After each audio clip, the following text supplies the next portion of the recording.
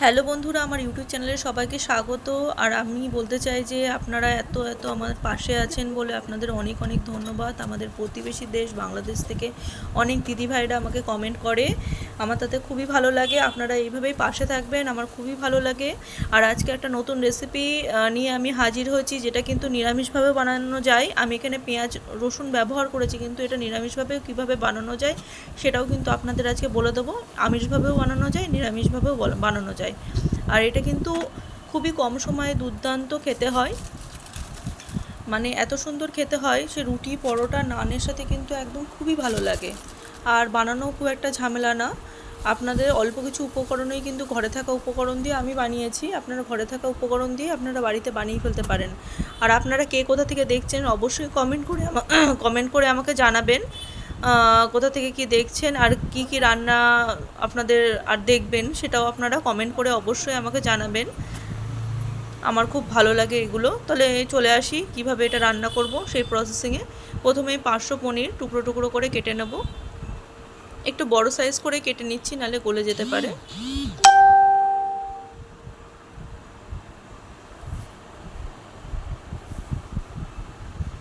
তো এইভাবে চারকোনা সাইজ করে আমি কিন্তু পনিরগুলো কেটে নিয়েছি। এবার একটা মশলা তৈরি করব। প্রথমে কড়াইয়ে সামান্য তেল দিয়েছি।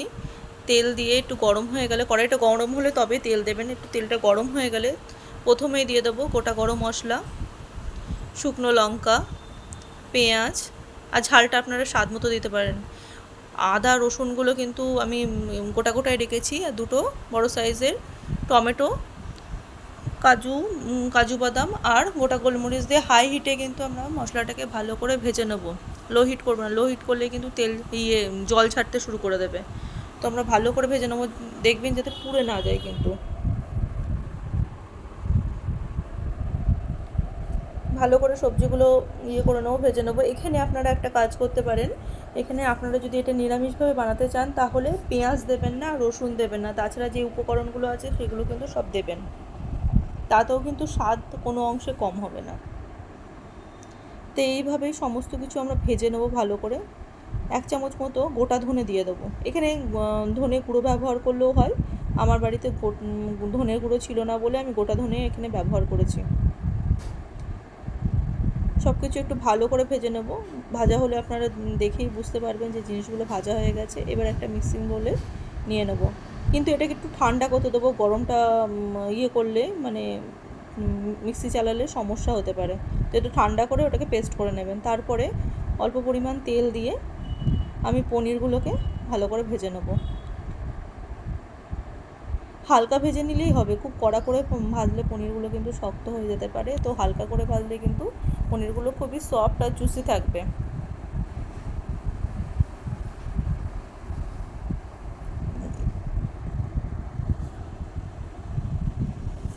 অনেকেই বলে দিদিভাই তুমি শুধু আমিষই রেসিপি দাও, নিরামিষ কোনো রেসিপি দাও না। তার জন্যই যারা নিরামিষ খেতে চায় তাদের জন্য এই রেসিপিটা নিয়ে এসেছি। পনিরগুলো আমাদের ভাজা হয়ে গেছে, এবার তুলে ফেলবো পনিরগুলোকে একটা বোলের মধ্যে।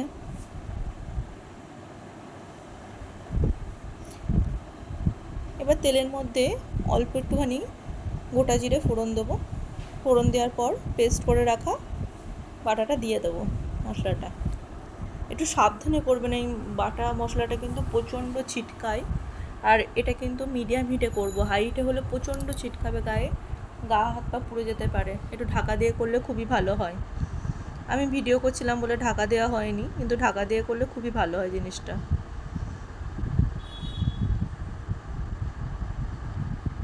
স্বাদ মতো লবণ দেবো, কারণ আমরা লবণ ব্যবহার করিনি প্রথম থেকে, আর পনিরগুলো এমনিই ভেজেছিলাম।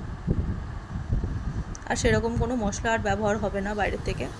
এবার ভালো করে এটা কষিয়ে নেবো। দেখছেন তো কীভাবে ছিটকাচ্ছে, খুব সাবধানে কিন্তু করবেন রান্নাটা। মশলাটা খুবই মিডিয়াম হিটে ভালো করে কষিয়ে নেব। দেখেন তেল ছাড়তে শুরু করে দিয়েছে। তেল ছাড়তে শুরু করলেই আমরা বুঝতে পারবো যে মশলাটা কষে গেছে। এবার পরিমাণ মতো আমাদের স্বাদ মতো আমি মিষ্টি দিয়েছি, আপনারা আপনাদের স্বাদ মতো মিষ্টি দেবেন। যে যেমন মিষ্টি পছন্দ করেন বা ঝাল পছন্দ করেন, ঝালটা আর মিষ্টিটা আপনাদের স্বাদ মতো দেবেন। দিয়ে পনিরগুলো দিয়ে ভালো করে কষিয়ে নেব। এর শেষে একটু কাসুরি মেথি দেবো, কাসুরি মেথি দিয়ে আবারও জিনিসটাকে মিশিয়ে নেব। তারপর সামান্য গরম মশলার গুঁড়ো দিলেই কিন্তু আমাদের রান্না রেডি। তো অবশ্যই জানাবেন কেমন হলো এটা, আর বানিয়ে তো দেখবেনই, বানিয়ে দেখে খেয়ে বলবেন কেমন খেতে হয়েছে। আর এটা পরোটা, নান, তারপরে আপনার রুমালি রুটি, যে কোনো জিনিসের সাথেই আপনাদের খুবই ভালো লাগবে এটা, কেন লুচি।